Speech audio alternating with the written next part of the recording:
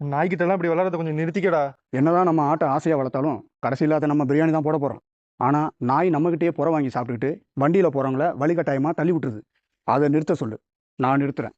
ஒரு வண்டியோ சைக்கிளையோ கொண்டு போய் நம்ம போட்டோம்னா அங்கேருந்து நாய் வந்து காலை தூக்கிட்டு சுச்சா போய் கக்கா போய் வாட்டர் சர்வீஸ்லாம் பண்ணி விட்டு போயிடுது. அதை நிறுத்த சொல்லு. நான் நிறுத்துறேன். ஏண்டா நாய்கிட்ட விளாடாதுன்னு நாசுக்கா சொல்றான், நீ என்ன நாயகன் கமல் மாதிரி பக்கம் பக்கமா டைலாக் பேசுற? என்னென்ன சொல்றான் பாருங்க. சரி விடு, அதான் கடிக்கல. ஒருவேளை கடிச்சிருந்தா? அவன் ஒருவேளை கடிச்சிருந்தா? ஆமாம், ஒரு வேளை கடிச்சிருந்தா? போட்டனா நான் சொன்னது எனக்கே கேட்குறியா? சரி நீயே சொல்லு. ஒரு என்ன பண்ணுவேன்? கண்டிப்பா நானே சொல்றேன். நாயோட எச்சில்ல ரேபீஸ்ங்கிற வைரஸ் கிருமி இருக்கு.